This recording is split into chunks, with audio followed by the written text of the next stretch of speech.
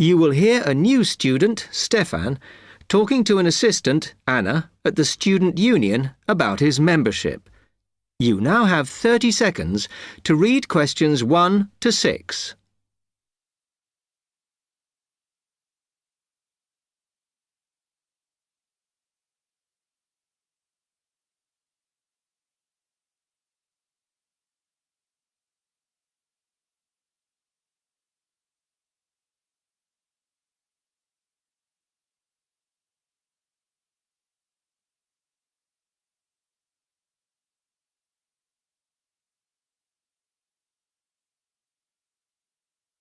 Hi, can I help you? Yeah, I hope so. This is the first time I've been down to the union. I'm a new international student, and I just wondered what to do. Oh, right. Well, normally we ask international students to fill out this form, and we put your details on the wall by reception. Then other students can contact you. It's a way for everybody to get to know each other. It can be a bit lonely otherwise. Oh, I see. What's your name? I'm Anna, by the way. It's Stefan Unger. OK, well, just write that there, next to name, and then fill in the rest. Right. What does it mean, degree program? Oh, just if you are an undergraduate or a postgraduate.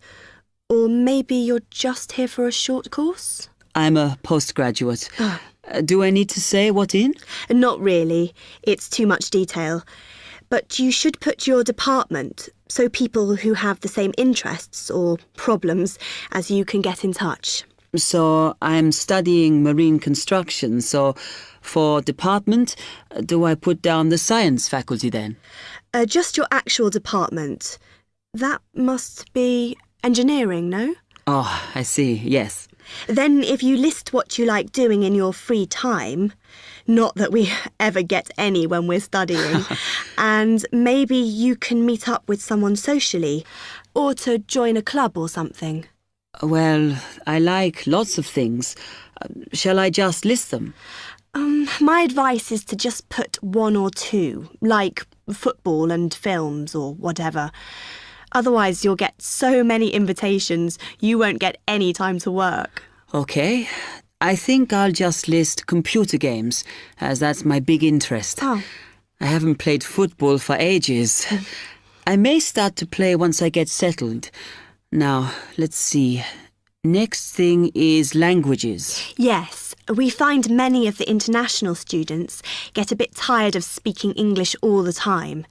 Sometimes they like to speak to someone in their own language. It's up to you. That is a good idea. I presume I don't need to put English down. Oh, no. I put Italian and French. I can only speak German, my mother tongue. OK, well, that's fine. Just put that. What does accommodation mean? Is that my address? We're trying to find similarities between people, and some people live in hall, some are in flats, some are in bedsits. So it helps if you say.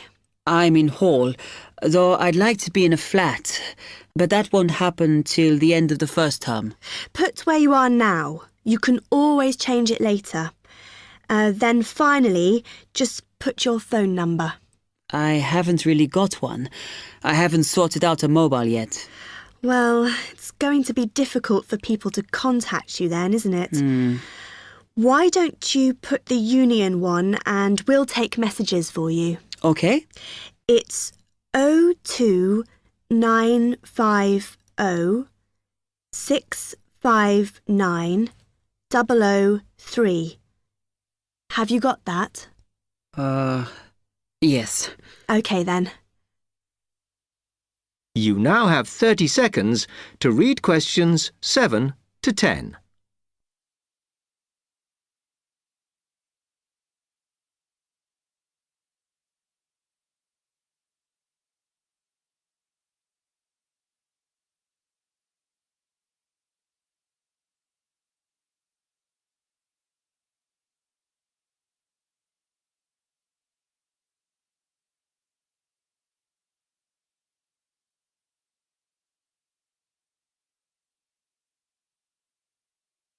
Oh, I had a couple more questions about the services you've got here.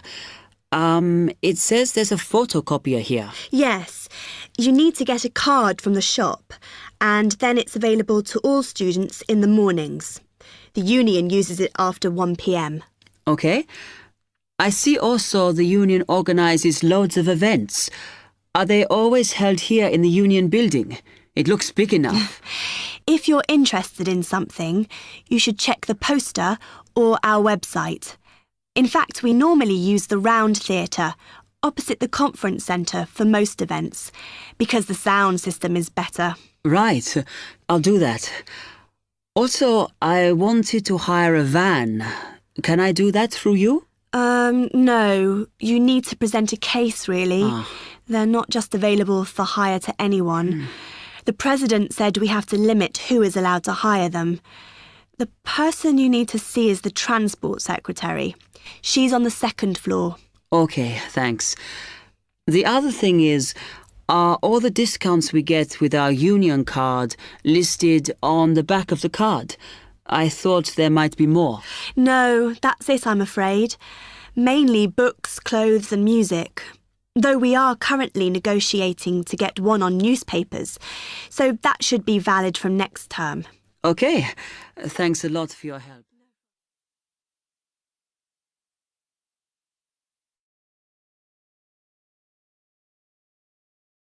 That is the end of part 1. You now have half a minute to check your answers.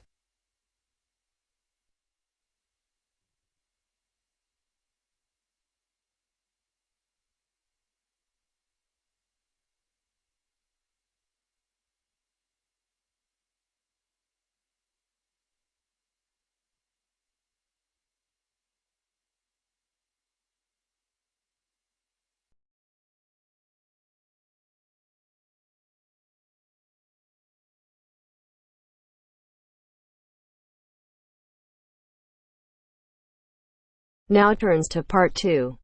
Part 2. You are going to listen to a talk about au pairs in the UK. First, you have some time to look at questions 11 to 15.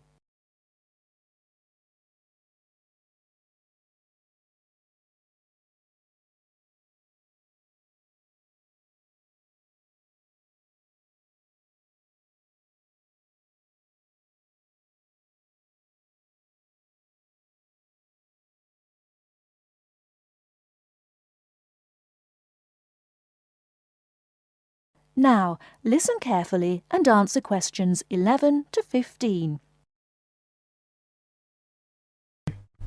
What is an au pair?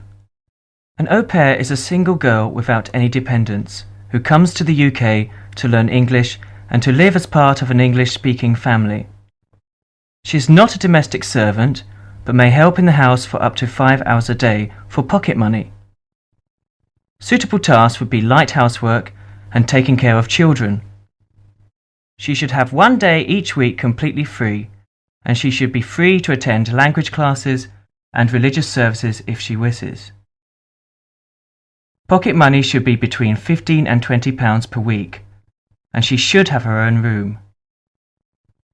Before she arrives, she should have as much information as possible about the home she is going to and what she will be expected to do. She will find it helpful to have a letter from her hostess explaining the arrangements to show the immigration officer when she arrives.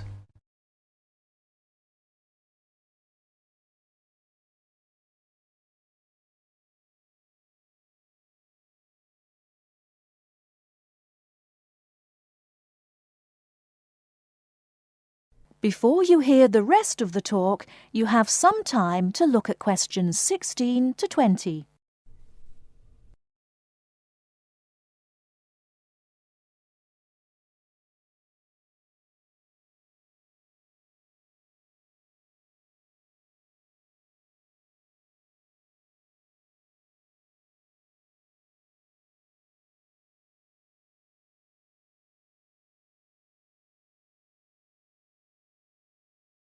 Now listen and answer questions 16 to 20.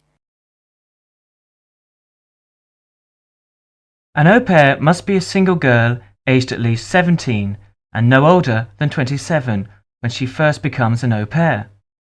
She must be a national of a Western European country, which includes Malta, Cyprus, and Turkey. The longest a girl may stay in the UK as an au pair is 2 years.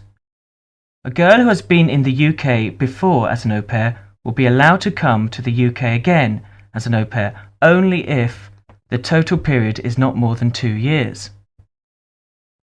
An au pair is not allowed to take a job in this country. The light household duties which are part of the au pair arrangement are not regarded as employment. An au pair who is a national of a country which is not in the Commonwealth or European Community, EC, and who is admitted for longer than 6 months will normally have to register with the police. This will be shown in her passport.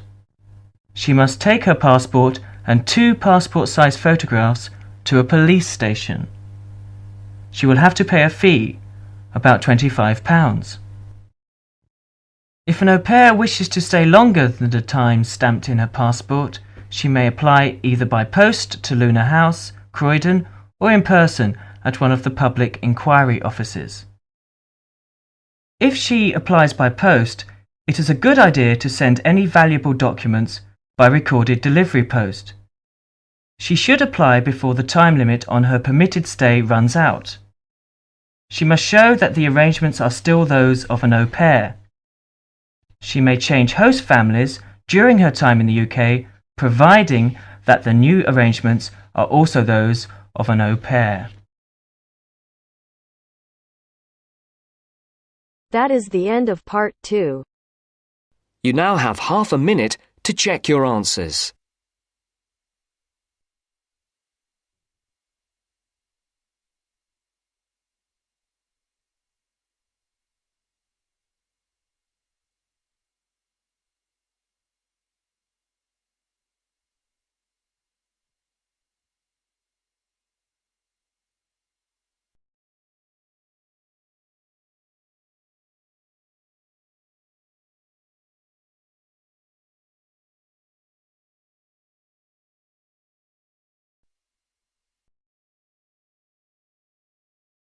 Now turns to part 3.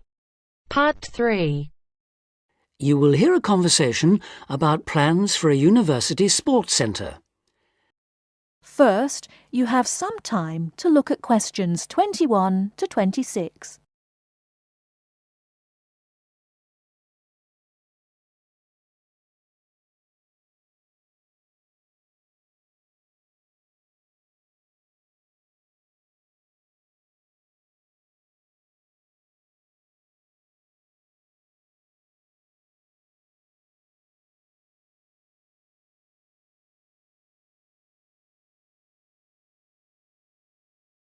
Now listen carefully and answer questions 21 to 26.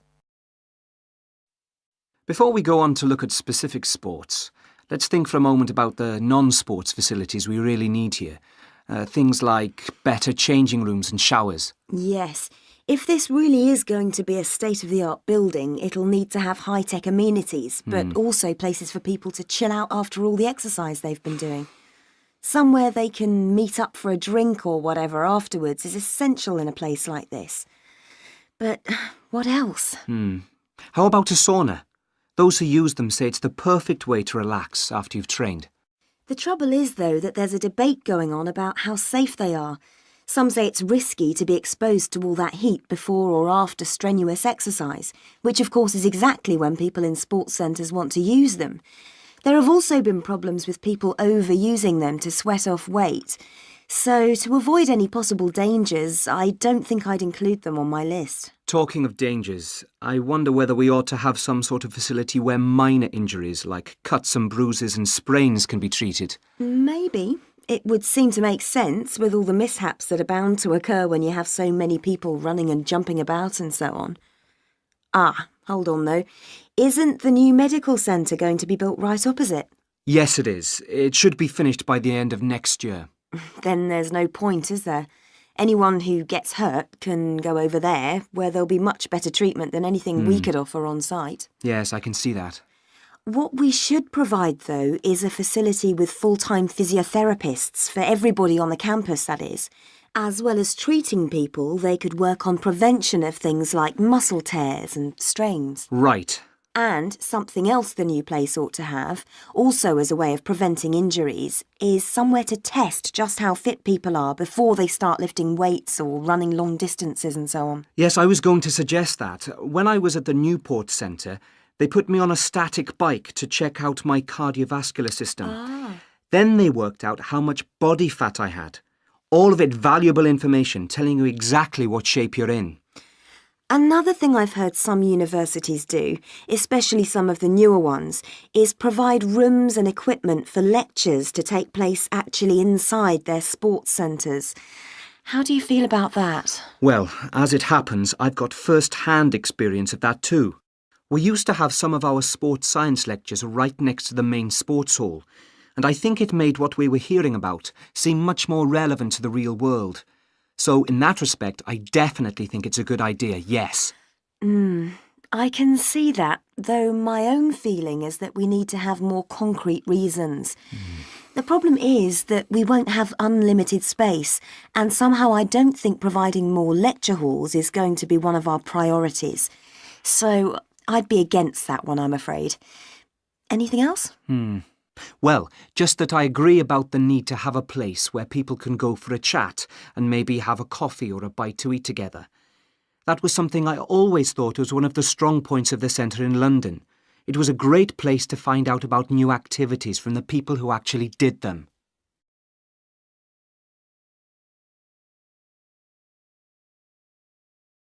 Before you hear the rest of the talk, you have some time to look at questions 27 to 30.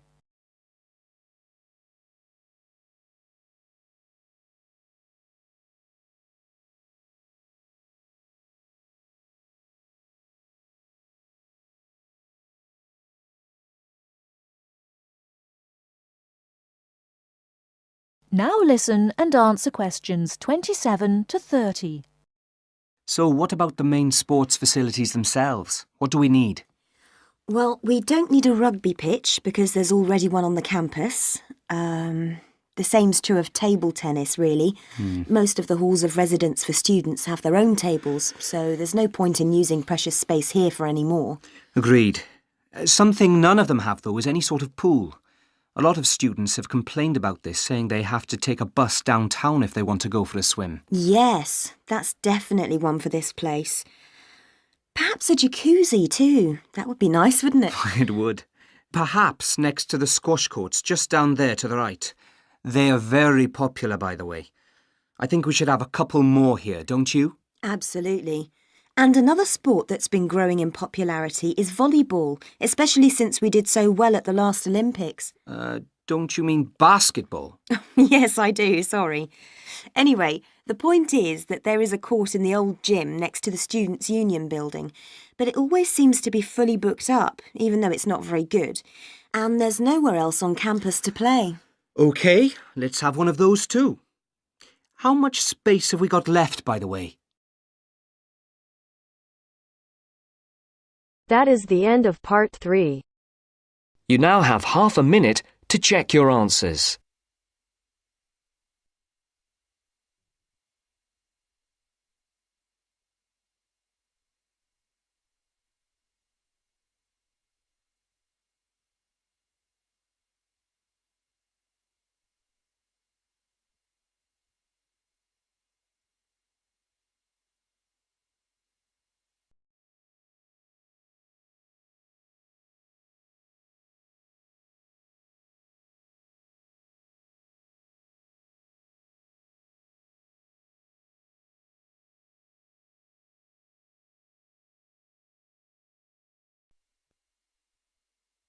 Now turns to part 4. Part 4. You will hear a lecturer talking about the importance of laughter. First, you have some time to look at questions 31 to 40 on page 131.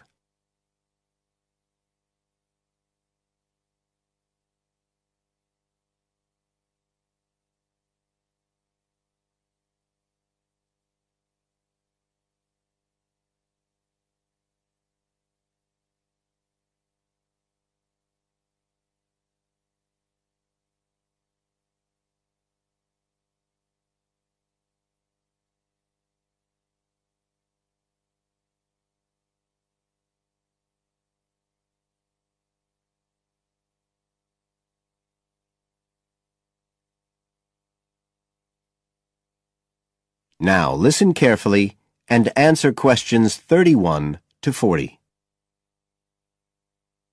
Good afternoon, everybody. And in our second talk on social psychology, I want to look at the role of laughter in our lives, something that usually gets everyone smiling from the start. So, first of all, I'll start by looking at the actual nature of laughter. Well, when someone laughs, you've got movement of the muscles of the face and the chest, and you've got sound formed when the air's forced out of the body as part of this process. So we're talking about a physical activity. But obviously, other things are involved as well. And this is where it gets more complicated. Laughing isn't something that you normally decide to do, so it's not voluntary behaviour like ordinary speech. Instead, it's regulated by our instincts, rather like the singing of a bird or the roaring of a lion. And once you start to laugh, it can be quite hard to stop. That's not always under your conscious control either. But why do we laugh? Because we find something funny, most of us would say. But in fact, it appears that laughter has little to do with jokes or funny stories. Only about 10% of laughter is caused by things like that. One suggestion is that human laughter may have originally started out as a shared response to signal relief at the passing of danger. And it's true that even these days, laughter's rarely an activity carried out by an individual on his or her own. In fact, people are 30 times more likely to laugh when they're with other people than when they're completely alone. Laughter still seems to be a kind of social signal. It occurs when people are in a group and they're comfortable with one another. And it seems likely that laughter can result in the creation of bonds between the people in the group. And it's precisely because of this social aspect of laughter that people like public speakers and politicians often try to get their audience to laugh. It encourages their listeners to trust them and to connect with them. But this kind of thing, controlling the laughter of a group that is, indicates that there's a link between laughter and power. And this is supported by several studies that indicate that bosses use humour more than their employees. And research has also shown that female listeners are likely to laugh much more if the speaker is male. So it appears that there are gender issues associated with how much we laugh. I should also point out that laughter can be used as a negative signal as well as a positive one. I think we've all probably seen evidence of a group using laughter to exclude someone, to emphasise that they are not accepted. So it's not always a positive type of behaviour either. So what all this goes to show is that laughter is a very, very complex issue.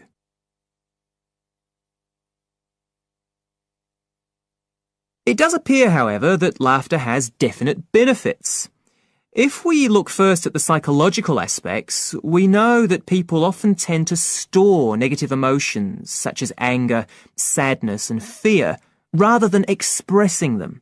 And it seems that laughter provides a harmless way for the release of these emotions. But there are also clear physical effects that have been monitored too. For example, laughter is good aerobic exercise. It speeds up heart rate and respiration and raises blood pressure. One researcher suggests that 100 laughs a day is the equivalent of 10 minutes jogging. Laughter also helps prevent the stress that so many people suffer from today, which results from the faster pace of life and all that goes with it. It does this by reducing the levels of hormones in the blood which are caused by stress. And in addition, it is known to increase the levels of chemicals that protect the body from infection or pain, and so it helps to boost the immune system. One interesting study showed that people who had had surgical operations asked for fewer painkillers if they'd been viewing comic films. In fact, research has even shown that the quality of dreams can be positively affected by laughter. A good laugh 10 minutes before going to sleep can prevent you from having bad dreams and give a much more pleasant and restorative night's sleep. So there's now little argument that finding things funny and enjoying a good laugh is extremely beneficial to us all. What we need to consider now are the ways in which laughter can be used as a treatment for people who... That is the end of part 4. You now have half a minute to check your answers.